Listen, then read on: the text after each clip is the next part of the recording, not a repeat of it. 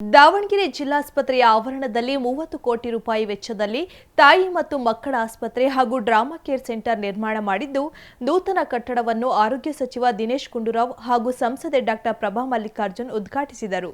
ಇದೇ ವೇಳೆ ಮಾತನಾಡಿದ ದಿನೇಶ್ ಗುಂಡೂರಾವ್, ಸುಮಾರು 200 ಬೆಡ್ಗಳ ವ್ಯವಸ್ಥೆಯನ್ನು 30 ಕೋಟಿ ರೂಪಾಯಿ ವೆಚ್ಚದಲ್ಲಿ ನಿರ್ಮಿಸಲಾಗಿದೆ ಎಂದ ಅವರು, ಮಕ್ಕಳಿಗೆ ಬೇಕಾಗುವ ಎಲ್ಲ ಸಲಕರಣೆಗಳು ಐಸಿಯು, ಮೀಡಿಯಾಟ್ರಿಕ್ ಐಸಿಯು, ಬ್ಲಡ್ ಬ್ಯಾಂಕ್ ಅಳವಡಿಸಿದ್ದು, ಮುಂದಿನ ದಿನಗಳಲ್ಲಿ ಮಿಲ್ಕ್ ಬ್ಯಾಂಕ್ ಕೂಡ ಅಳವಡಿಸುತ್ತೇವೆ ಎಂದರು. ಆಧುನಿಕ ಮತ್ತು ಸುಸಜ್ಜಿತವಾದ ತಾಯಿ ಮತ್ತು ಮಕ್ಕಳ ಆಸ್ಪತ್ರೆ ನಿರ್ಮಾಣವಾಗಿದ್ದು, ಜನರಿಗೆ ಒಳ್ಳೆಯ ಗುಣಮಟ್ಟದ ಸೇವೆಯನ್ನು ನೀಡಲು ಅನುಕೂಲವಾಗಿದೆ ಎಂದರು. ಆಸ್ಪತ್ರೆಯ ಎಲ್ಲ ಸೌಲಭ್ಯಗಳು ಸಂಪೂರ್ಣವಾಗಿ ಜನರಿಗೆ ಉಪಯೋಗವಾಗಬೇಕು.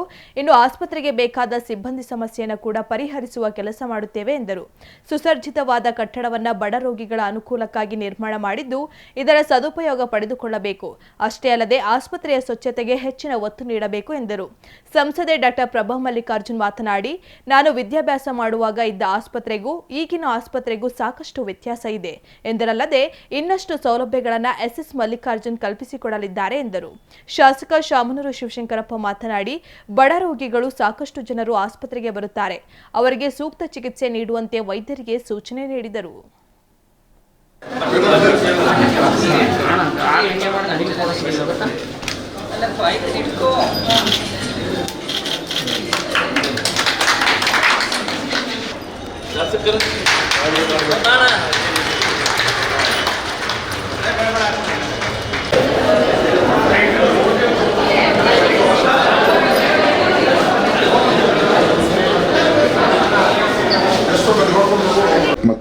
ಮತ್ತು ಪತ್ರಕರ್ತ ಸ್ನೇಹಿತರೆ, ಇವತ್ತು ಒಂದು ಅತ್ಯಂತ ಒಳ್ಳೆಯ ಸುಸಜ್ಜಿತವಾದಂಥ ತಾಯಿ ಮತ್ತು ಮಕ್ಕಳ ಆಸ್ಪತ್ರೆ ಉದ್ಘಾಟನೆಯನ್ನು ನಾವು ಮಾಡಿದ್ದೇವೆ.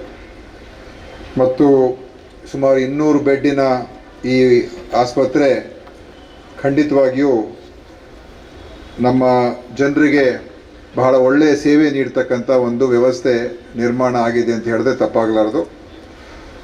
ಆದ್ದರಿಂದ ಖಂಡಿತವಾಗಿಯೂ ಅದನ್ನು ಸಂಪೂರ್ಣವಾದಂಥ ಸದ್ಬಳಕೆ ಆಗ್ತಕ್ಕಂಥದ್ದಕ್ಕೆ, ಯಾಕೆಂದರೆ ಶಾಮನೂರು ಶಿವಶಂಕರಪ್ಪನವರು ಹೇಳಿದಾಗೆ ಕೇವಲ ಕಟ್ಟಡ ನಿರ್ಮಾಣ ಮಾಡಿ ಅಷ್ಟಕ್ಕೆ ನಾವು ಸಾಧನೆ ಮಾಡಿಬಿಟ್ಟಿದ್ದೀವಿ ಅಂತ ತಿಳ್ಕೊಳ್ತಕ್ಕಂಥದ್ದಲ್ಲ. ಆ ಒಂದು ಕಟ್ಟಡದಲ್ಲಿ ಅಗತ್ಯ ಇರುವಂಥ ಸಿಬ್ಬಂದಿ, ಅಗತ್ಯ ಇರುವಂಥ ಡಾಕ್ಟರ್ಸು ಮತ್ತು ಎಲ್ಲ ಸಲಕರಣೆಗಳು ಎಲ್ಲವನ್ನು ಕೂಡ ಅದಕ್ಕೆ ಕೊಟ್ಟಾಗ ಮಾತ್ರನೇ ಆವಾಗ ಇಷ್ಟು ನಾವೇನು 30 ಕೋಟಿ ರೂಪಾಯಿಗಿಂತ ಹೆಚ್ಚು ಹಣ ಏನು ಖರ್ಚು ಮಾಡಿದ್ದೀವಿ ಅದು ಸಾರ್ಥಕ ಆಗ್ತದೆ. ಆ ನಿಟ್ಟಿನಲ್ಲಿ ಈಗಾಗಲೇ ಏನು ಅದಕ್ಕೆ ಅಗತ್ಯ ಇರುವಂಥ ಸಿಬ್ಬಂದಿನ ಮತ್ತು ವೈದ್ಯರೆಲ್ಲ ಕೂಡ ಅವರು ತಗೊಂಡಿದ್ದಾರೆ. ಆದರೆ ಅದಕ್ಕೆ ಇನ್ನೂ ಹೆಚ್ಚು ಅಗತ್ಯ ಇದೆ ಅಂತ ನಮ್ಮ ಡಿಸ್ಟ್ರಿಕ್ಟ್ ಸರ್ಜನ್ ಎಲ್ಲಿದ್ದಾರೆ, ಇನ್ನೂ ಇಲ್ಲಿ ಆಸ್ಪತ್ರೆಗೆ, ತಾಯಿ ಮಕ್ಕಳ ಆಸ್ಪತ್ರೆಗೆ ಇನ್ನೂ ಹೆಚ್ಚಿನ ಸಿಬ್ಬಂದಿ ಕೊರತೆ ಇದೆಯಾ, ಇನ್ನೂ ಅಗತ್ಯತೆ ಇದೆ. ಪ್ರಪೋಸಲ್ ಕೂಡ ಕೊಟ್ಟಿದ್ದಾರೆ. ಖಂಡಿತವಾಗಿಯೂ ಆ ಏನು ಪ್ರಪೋಸಲ್ ಇದೆ ಅದನ್ನು ಮಾಡಿಸ್ಕೊಡುವಂಥ ಕೆಲಸ ನಾವು ಮಾಡಿಕೊಡ್ತೀವಿ. ಯಾಕಂದರೆ ಪೂರ್ತಿಯಾಗಿ 100ಕ್ಕೆ 100 ಅದಕ್ಕೆ ಎಲ್ಲ ರೀತಿಯ ಒಂದು ಸೌಲಭ್ಯ ನಮ್ಮ ಜನರಿಗೆ ಸಿಗಬೇಕು, ಅದರ ಪ್ರಯೋಜನ ಸಿಗಬೇಕು. ಈ ಒಂದು ಆಸ್ಪತ್ರೆಯ ಕಟ್ಟಡದ ಉದ್ಘಾಟನೆ ಸಮಾರಂಭ ಸುಮಾರು 6,000 ಲಕ್ಷದಷ್ಟು ಕೋಟಿಯ ಕಟ್ಟಡ ಉದ್ಘಾಟನೆ ಸಮಾರಂಭದಲ್ಲಿ ನಾನು ಇವತ್ತು ಸಂಸದಳಾಗಿ ಪಾಲ್ಗೊಂಡಿರೋದು ತುಂಬ ಹೆಮ್ಮೆ ವಿಚಾರ ಅನಿಸ್ತಾ ಇದೆ ನನಗೆ. ಯಾಕೆ ಅಂದರೆ ನಾನು ಸ್ಟೂಡೆಂಟ್ ಆಗಿದ್ದಾಗ ಇದೇ CG ಆಸ್ಪತ್ರೆಯಲ್ಲಿ ಅನಾಟಮಿ ಬ್ಲಾಕ್ ಆಯಿತು, ಮೆಡಿಸಿನ್ ಬ್ಲಾಕ್ನಲ್ಲಿ ಓಡಾಡಿ ಆ್ಯಸ್ ಅ ಸ್ಟೂಡೆಂಟ್ ಒಂದು ಲರ್ನಿಂಗ್ ಎಕ್ಸ್ಪೀರಿಯನ್ಸ್ ನನಗೆ ನೆನಪಾಗ್ತಾ ಇತ್ತು.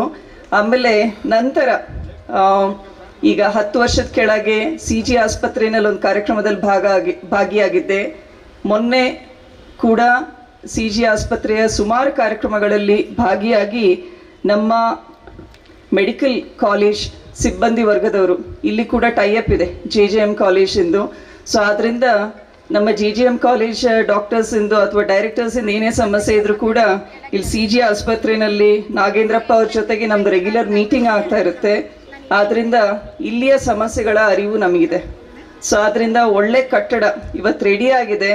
ಈ ಕಟ್ಟಡದಲ್ಲಿ ಇಕ್ವಿಪ್ಮೆಂಟ್ಸ್ನ ಲಿಸ್ಟ್ ನೋಡಬೇಕಾಗಿದೆ. ಸೊ ಏನೇನು ಇಕ್ವಿಪ್ಮೆಂಟ್ಸು ಅಲಾಟ್ ಆಗಿದೆ, ಏನೇನು ಕೊರತೆಗಳಿದ್ದಾವೆ, ಜೊತೆಗೆ ಸ್ಟಾಫಿನ ಕೊರತೆ ಎಲ್ಲ ವರ್ಗದವರು, ನರ್ಸಿಂಗ್ ಸ್ಟಾಫ್ ಇರ್ಬೋದು, ಡಾಕ್ಟರ್ಸ್ ಇರ್ಬೋದು, D ಗ್ರೂಪ್ ಸ್ಟಾಫ್ ಇರ್ಬೋದು, ಒಟ್ಟಾರೆ ಸುಸಜ್ಜಿತವಾದ ಕಟ್ಟಡಕ್ಕೆ ನಾವು ಸುಸಜ್ಜಿತವಾದ ವ್ಯವಸ್ಥೆ ಕೂಡ ಕಲ್ಪಿಸಬೇಕು.